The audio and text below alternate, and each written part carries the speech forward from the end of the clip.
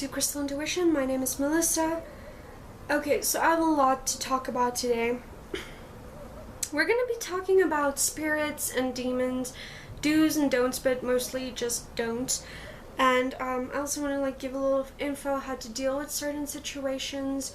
And I also want to talk about magic and witchcraft and petty magic. So for those of you who follow my channel, if you just clicked on this for the demon and spirit advice, then I'll do that in the first half. I'll do the second half, the witchcraft thing. So if you're not interested in that, just watch the video halfway. Okay, so I am gonna read a lot today because I actually talked about all of these things on a WhatsApp group of mine. There's some things I'm gonna add or talk about more in detail, but the main gist of what I want to say I already talked about. So I really want to read a couple of the questions the people asked me on the group, because if you follow me on the WhatsApp group, you'll probably know about all of this. If you want to join, I'll put in the link down below. But people ask me some interesting questions, and since I mentor a lot of people, I get really important questions. Now I want to talk about a couple of them, especially because I feel like they actually ask pretty good questions, and a lot of people ask the similar type of questions, so let's get into it. Okay, so the one person asked, what's the best time to talk to spirits, and what's the best way to do it? So the best time, I'd say, is between 12 a.m. and 4 a.m. because that's the time when the veil between the living and the dead is thinnest. Also, I probably recommend a full moon, because on full moons the energy is also kind of thinner between the veils. Okay, so between 12 a.m. and 4 a.m., especially on a full moon. So I also said that you can use a pendulum, or a weighted necklace. If you don't have a pendulum, you can basically just put on a paper yes, no, or maybe or something, and that's an easy way to communicate. It's a very direct way. And then also, you can use a spirit box or EVP recorder, which is ghost hunting equipment. There are apps for it. The best free app, SJK1 app. It's a free app, and I feel it's the most effective one I've got. So it has a recorder and a spirit box. I will try to link it down below. I'll see what I can do for you guys. So then they asked if an Ouija board is risky.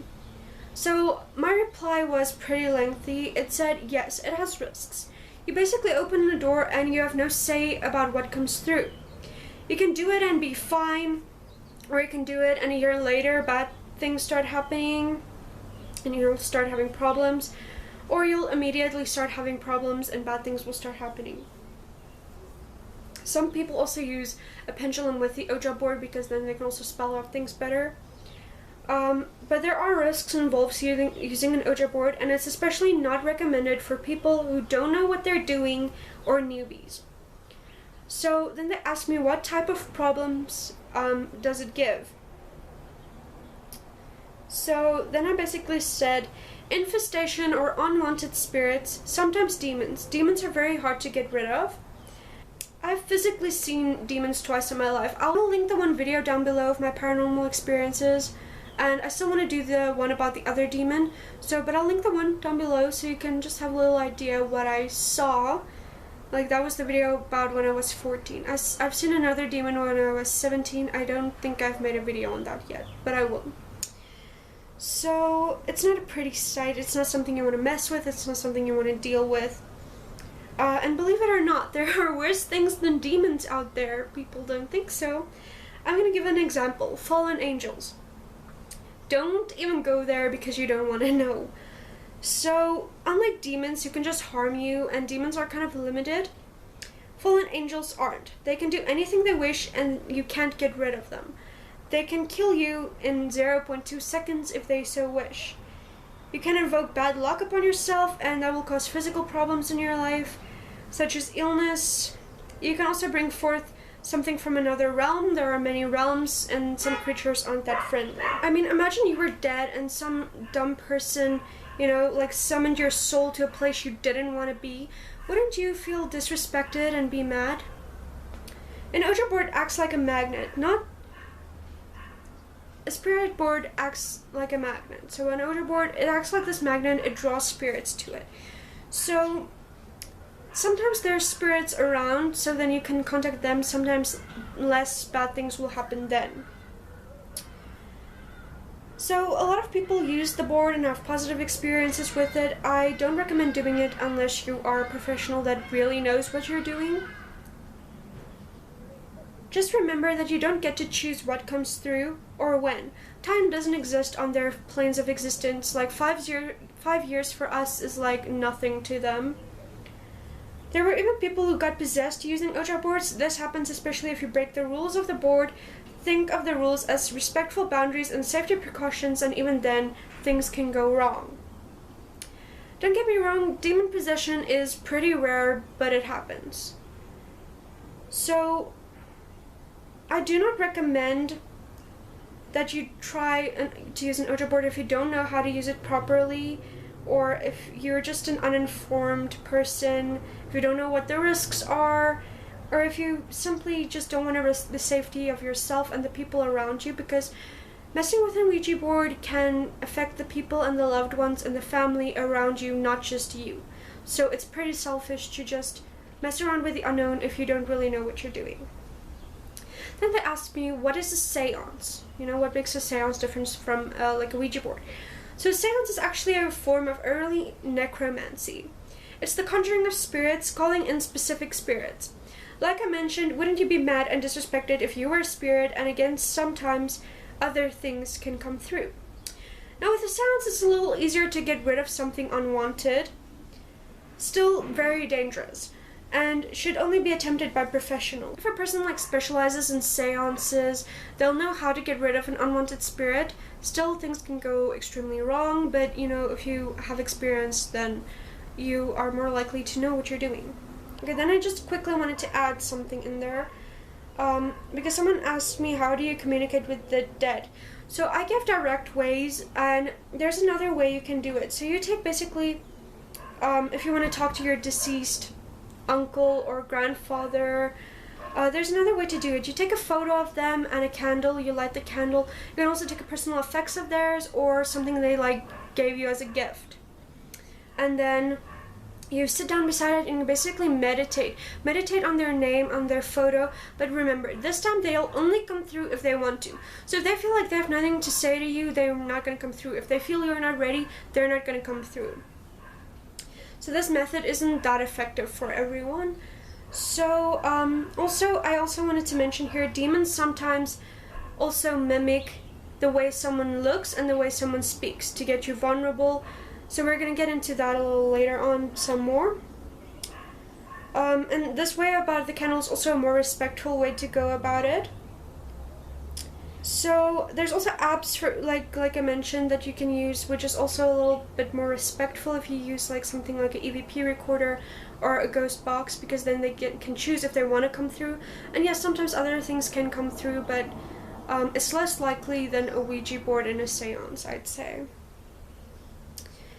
So then I also wanted to mention the demons or tricksters. Like I said, they mimic and they pretend, and yeah, sometimes they take the form of children or loved ones because they want to get you vulnerable and get you in a place where they can attack. Think of them like a bully.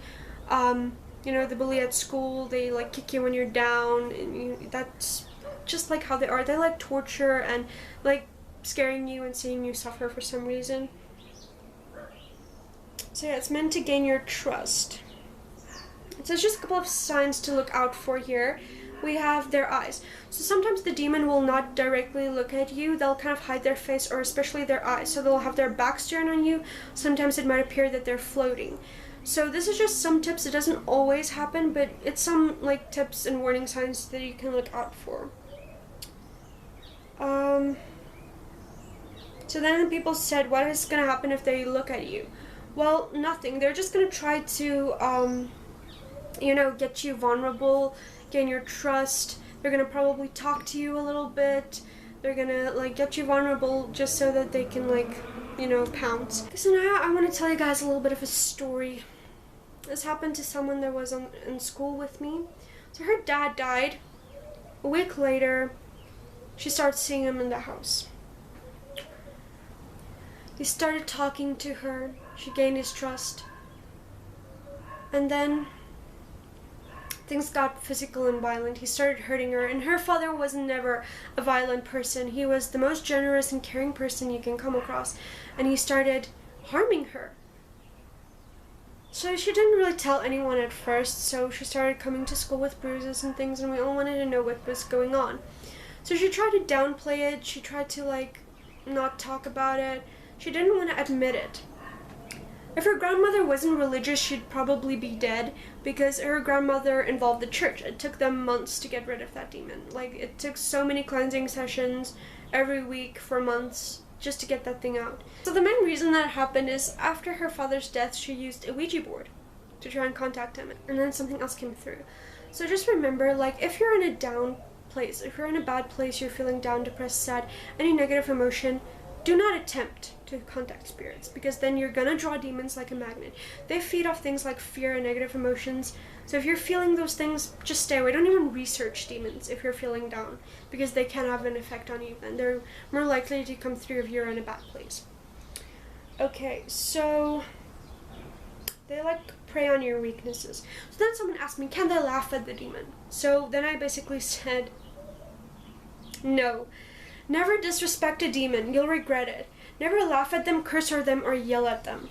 It's gonna make things real bad for you. Not all demons are the same. Sometimes if you just politely ask them to leave, sometimes on the rare occasion they will.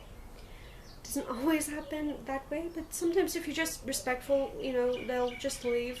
A lot of people try yelling at them, and like, you know, that's never a good thing to do. So they also like said, you know, what if you just do nervous laughter? Well, I don't know what's gonna happen then. Just don't show any negative emotion, I guess. So then someone also asked me if demons were created, or do they just form from pure evil places? And I basically said they're created. They exist on a different plane of existence. So they are limited to what they can do to us. They can't just waltz into our realm like the fallen angels can. So demons basically, it's very harder for them to come into our realm. That's why they're so persistent. They like torture and, you know, making us feel fear and things. And also, another thing, demons, they like to torture people. So that gives me the impression they want our souls to make more demons, and some of them does consume souls to make them stronger. So it depends what type of lore you're looking at. Sometimes they just torture people for fun. So basically, my recommendation is to just stay away from any negative emotions and things like that. So someone actually asked me about that. They were like, how do they do that? How do they stay on a positive state? So I basically just explained to them hard work and practice, training your mind to think positive things. Like Albert Einstein said, you can't change what's happening to you, but you can change your attitude towards it and your reaction towards it. So you basically need to have optimism, hope. You need to see things as a blessing instead of a punishment. So instead of saying like, why is this happening to me? Try saying, what is this trying to teach me? So then someone like asked, like, can all people see spirits or demons, or can some only hear them, and how do you do that?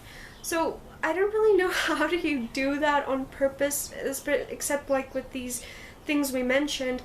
But if you have psychic abilities, you can see them. It depends on what psychic ability you have. There's 6. So it basically depends on what psychic abilities you have, if you have any. Someone asked me if you can only like sense them. Okay, so there's a thing they call a sensitive. It's someone that can't see spirits, but they can hear and feel them. So that can also be related to someone who's an empath, or they just call them usually a sensitive. Psychic abilities that we have 6. So basically one for every physical sense, and then the psychic knowing, which is your mind. Because your mind's not like physically a sense, but it is a sense. That's what they call your third eye. So clairvoyance is psychic sight. That's being able to see spirits, physically see them, and then you can probably communicate with them. Like if you can see them, you can talk to them. My aunt's a clairvoyant. She speaks to them like she speaks to me, you know? It's like just like this normal thing. She just sits with them, like have a coffee with them and just chat, you know? Then you get clairsentience, which is psychic feeling. Now, this is a very interesting one. This is a very, very interesting one. I actually have something that I want to read about clairsentience, because I actually did not know that I had clairsentience as strong as I actually do, until I read this one thing and I was like, damn, I'm definitely that.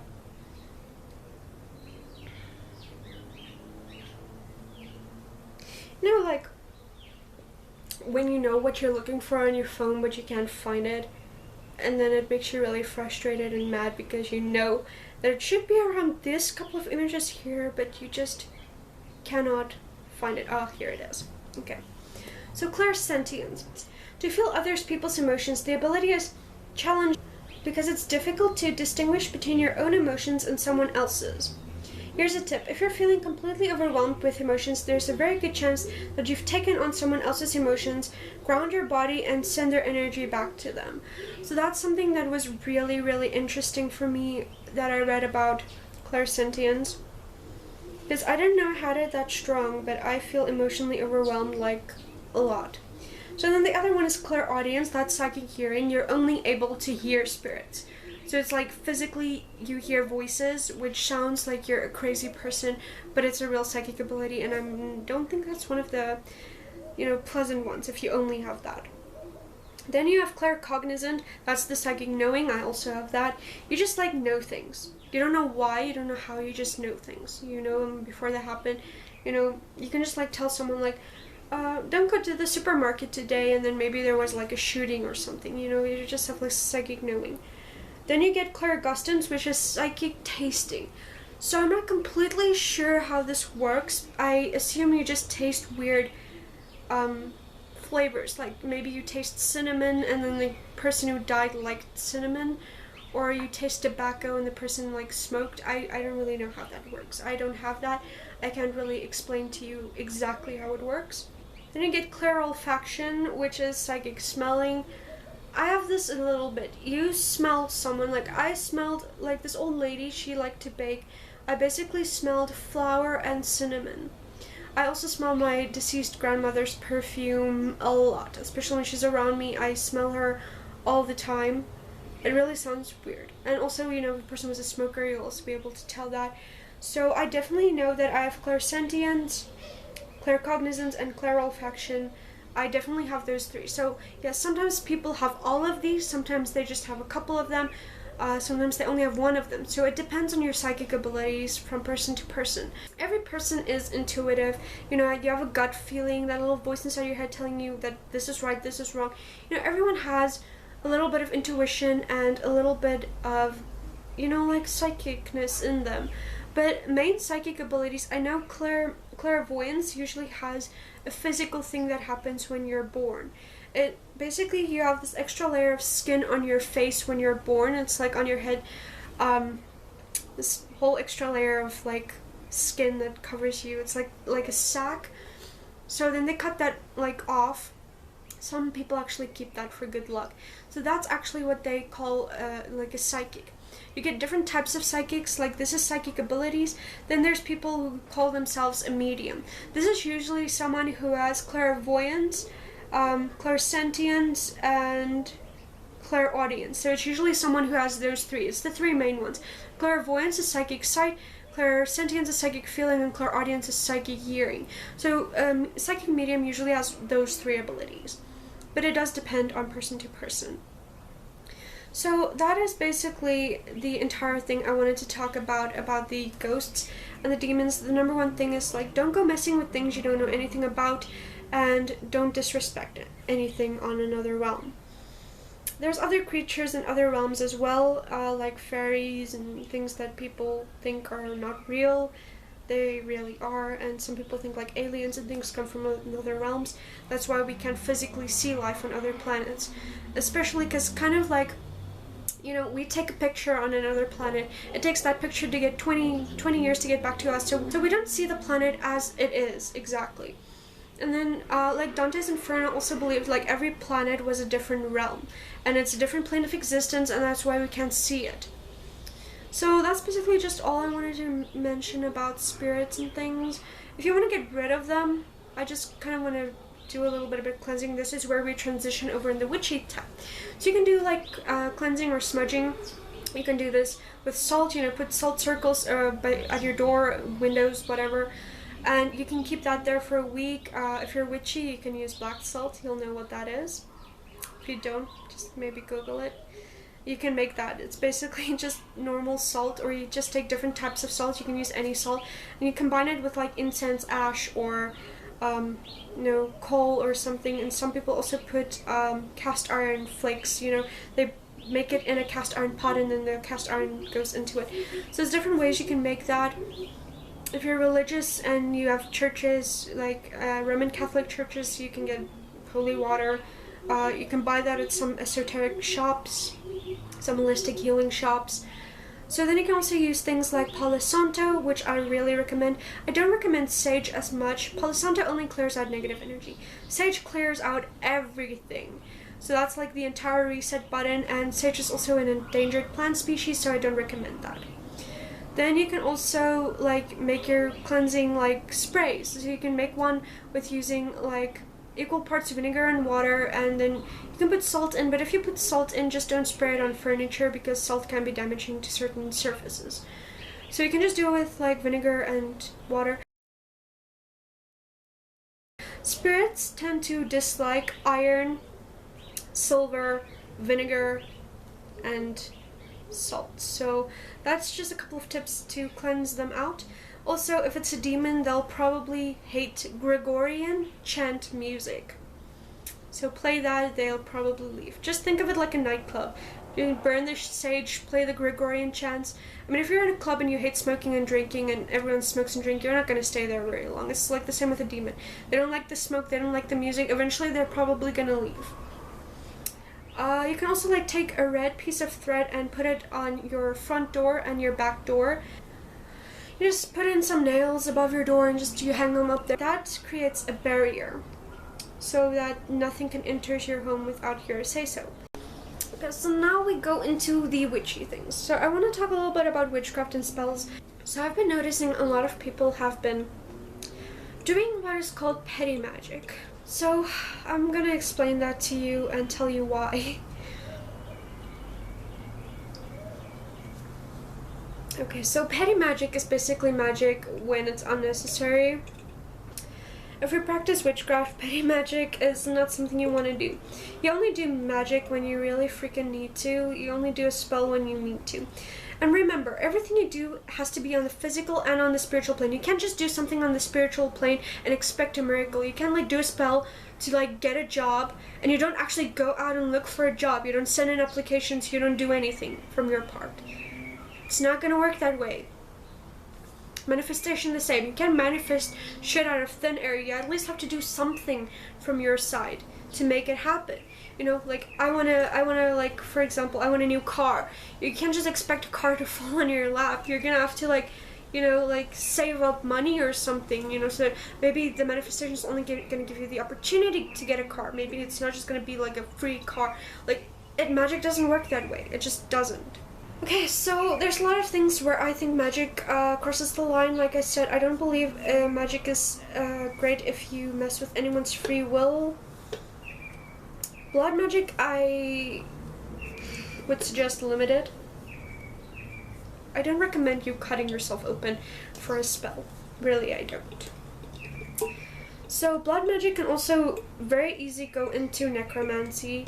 Necromancy is like summoning and conjuring up things, and it involves a lot of blood. So a lot of people that involves in blood magic and blood rituals go into a little bit of darker magic. It's not always the case. I have a friend who does blood magic. She does it fine. So, you know, if it's more powerful for you, you're allowed to do that. It's just, you know, just be cautious. Like if you're a newbie, I wouldn't recommend blood magic for you. So petty magic is something that's unnecessary. For example, my roommate's irritating the crap out of me, my neighbor's irritating the crap out of me, I'm gonna do a spell to get rid of them. Okay, so you can just physically walk over to them and talk to them like a grown-up. You don't need to do a spell to get rid of them. It's just, why? Why are you gonna do that? Why? You know, you can't do a spell like, I don't want to study for this test, I'm too lazy. You do a spell and to get an A, it doesn't work that way. It just doesn't. I'm sorry to break it to you all, but magic isn't a quick fix, and a lot of you in the craft just do it for the trend. I'm really gonna like say this because witchcraft has become a freaking trend. Like, it's irritating me so much. So I just want to say, like, if you're doing it for the trend, you should probably not be doing it. If you're doing petty magic, you probably should not be doing it. You just do magic for real things. Like, abundance magic is, like, fine, you know, if you really need abundance. Like, I've been doing witchcraft for a year and a half now, and I can, like, count on my fingers how many spells I've done. I've done 2 protection spells, because one is my main one that's in my house, and the other one I made for traveling, because then I can take it with me everywhere. I've done 1 spell for luck. I've done 1 spell for money gain, which is based financial abundance. Is that one I shake. That was my entirely first video, I think. That's the one I made. I made one for self-love, because, yeah, we all have self-image issues, and that spell's actually been very effective. I'm not gonna, like, lie. That's been a really successful spell. I've also done another spell for hormone balance, because my hormone balance have been giving me a lot of bad things. That's, you know, health concerns. I have a heart condition, so that's not that great for me. I've been getting weight gain. The weight gain is the thing that's affecting my heart, so it's just not been too great for me, and it's also making me really moody and things like that. So it's really been affecting me really hard, so I needed to do the hormone spell. And then I only have 1 more spell that I plan to do, which is one to unlock my psychic abilities, because I'm also busy with shadow work, and well, I've suppressed a lot of my psychic abilities because people thought I was crazy when I was a kid. So I've suppressed a lot of it because I wanted to, like, be normal and fit in, but now I realize I'm not normal and I'm never gonna fit in, so I might as well just be me. So I've been having a little difficulty, like, fully unlocking my abilities. They're definitely there, and I've been experiencing a lot of things, but they can just use a little bit of a boost. Furthermore, I've used a couple of sigils and, you know, a couple of cleansing things. I do my cleansing rituals and stuff on full moons. Mostly it's like a bath ritual, and there's a difference between spells and rituals. A spell is something you do once for a certain purpose, you know, just to, like, make the energy stronger for the specific situation and outcome you want. Rituals are something like brushing your teeth, taking a bath. It's something you do all the time. So I do my cleansing rituals, and then afterwards I do protecting magic. Basically, I just envision auras of protection around me. I wear protection talismans and crystals and things like that. So I really just want to mention the petty magic thing because I've been seeing it so much, people that do magic for no purpose. And I mean, if you want to get rid of someone, if you don't want a situation happening, there's a very quick and easy spell. You write it down on a piece of paper, put it in a Ziploc baggie, put it in the freezer at the back, forget about it. That shit's gonna go away so fast, you'll be surprised.